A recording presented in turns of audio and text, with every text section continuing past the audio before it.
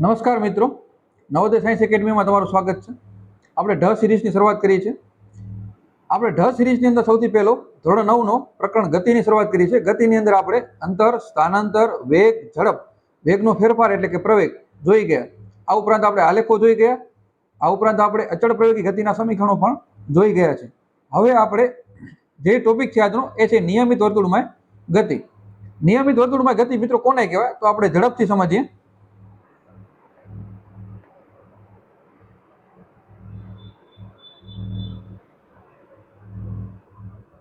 જ્યારે કોઈ પદાર્થ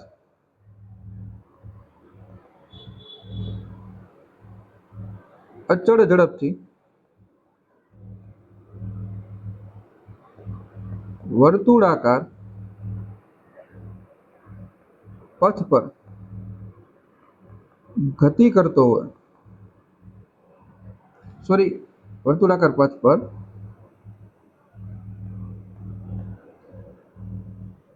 ગતિ કરતો હોય તો તે પદાર્થ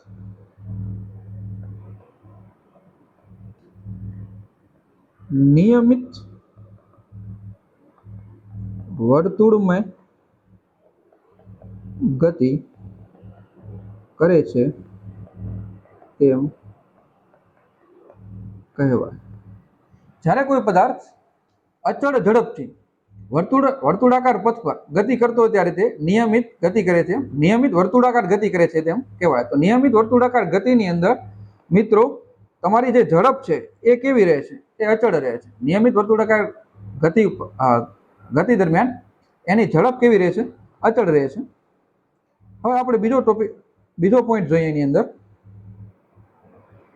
બરાબર, તો નિયમિત વર્તુળાકાર ગતિ દરમિયાન એનો વેગ, એ વેગનું શું થશે? તો નિયમિત વર્તુળાકાર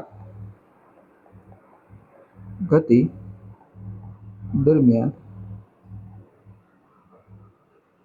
પદાર્થના વેગની દિશા તેના સ્પર્શકની દિશામાં હશે. નિયમિત વર્તુળાકાર ગતિ દરમિયાન પદાર્થનો જે વેગ છે એની દિશા વર્તુળના જે બિંદુ પર છે ત્યાંના સ્પર્શકની દિશામાં હશે. આપણે જરાક જોઈ,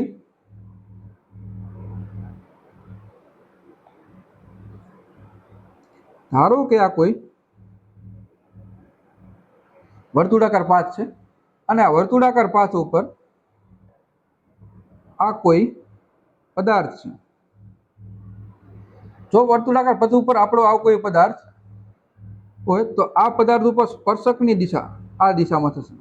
તો પદાર્થ આપણો આવી રીતે પરિભ્રમણ કરતો સ્પર્શકની દિશા આ દિશા થશે. જો આપણો પદાર્થ અહીંયા હોત, નીચે હોત, તો તમારી સ્પર્શકની દિશા આ થશે. ઓકે, કેવી રીતે નક્કી કરી સ્પર્શકની દિશા? તો હજી એક આપણે ઉદાહરણ દ્વારા સમજીએ. માની લો કે પદાર્થ અહીંયા કને છે, તો તમારે શું કરવાનું છે? તમારે વર્તુળની જે દિશામાં તે પરિભ્રમણ કરે છે એ દિશામાં તમારે તમારી હાથને રોટેટ કરવાનું છે. એ દિશામાં રોટેટ કરતા કરતા કરતા જ્યારે તમે અહીંયા પહોંચો છો તો અહીંયાથી તમારે સીધી રીતે આગળ વધવાનું છે. તો તમારી દિશા આ થશે. તો તમે જોઈ શકો છો કે દરેક બિંદુ ઉપર એના સ્પર્શકની દિશામાં વેગ જોવા મળે છે. એનો મતલબ દરેક બિંદુ ઉપર, દરેક ક્ષણ ઉપર તેના વેગની દિશા બદલાય છે. તો આપણે આવું લખી શકીએ કે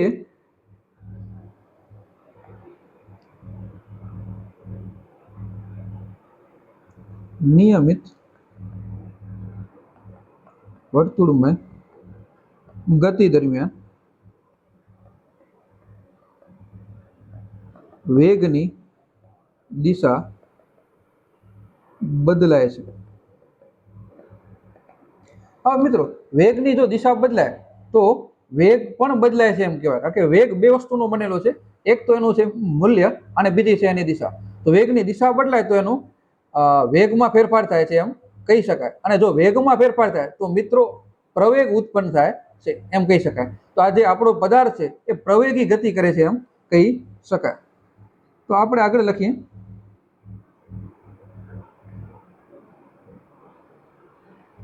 આ કિસ્સામાં પદાર્થના વેગમાં ફેરફાર થાય છે, તેથી પદાર્થ પ્રવેગી ગતિ કરે છે તેમ કહેવાય. તો મિત્રો અહીંયાથી એક પણ એક પ્રશ્ન નીકળે છે કે પદાર્થ જ્યારે વર્તુળાકાર ગતિ કરતો હોય, બરાબર, નિયમિત વર્તુળાકાર ગતિ કરતો હોય ત્યારે તેનો પ્રવેગ શું હોય છે? તો એના માટે અલગ અલગ ઓપ્શન આપશે કે બદલાય છે, બરાબર, અચળ રહે છે, બરાબર, હોતો નથી, એવો ઓપ્શન હશે. તો તમારો જવાબ આવશે પ્રવેગ કેવો રહે છે? અચળ. પ્રવેગ હોય છે અને એ અચળ રહે છે. એનું કારણ શું છે? એનું કારણ એવું છે મિત્રો, કારણ કે ત્યાં દરેક બિંદુ ઉપર વેગની દિશા બદલાય છે. વેગની દિશા બદલાય તો વેગ બદલાય એમ કહેવાય, અને વેગ બદલાય છે તો પ્રવેગ ઉત્પન્ન થાય છે, બરાબર. તો આ કેવી ગતિ થઈ ગઈ? અહીંયા કને પ્રવેગી ગતિ થઈ ગઈ, બરાબર. તો વેગની દિશા બદલાય છે અને આ કેવી ગતિ કરે છે? પ્રવેગી ગતિ કરે છે. આ વર્તુળાકાર ગતિની અંદર સૌથી તમારો છેલ્લો જે મુદ્દો છે કે જો આ અચળ ઝડપથી જો આ પદાર્થ અચળ ઝડપથી ગતિ કરે છે તો એની ઝડપ કેટલી હશે?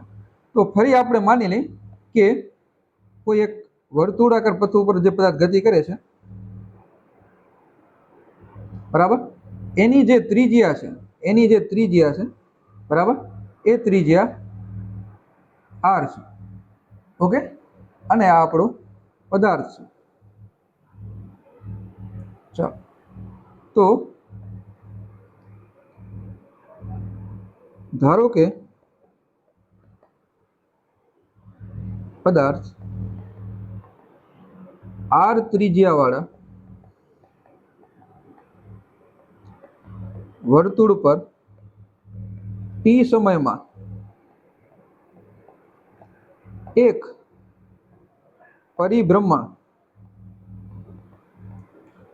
પૂર્ણ કરે છે, બરાબર.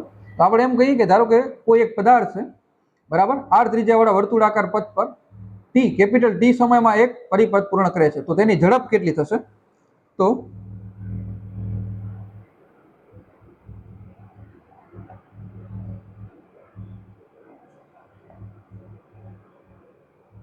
ઝડપ બરાબર મિત્રો શું થશે?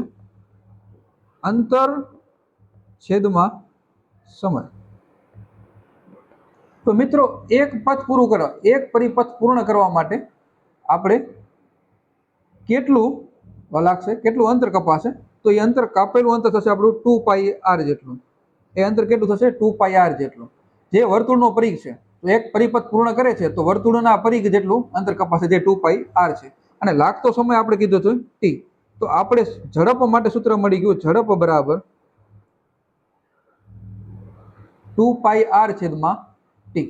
ઓકે, તો મિત્રો આ તમારો ગતિનો સૌથી છેલ્લો ટોપિક હતો, નિયમિત વર્તુળમય ગતિ. ઓકે, હવે આપણે આગળ નવા પ્રકરણની શરૂઆત કરીશું. Thank you.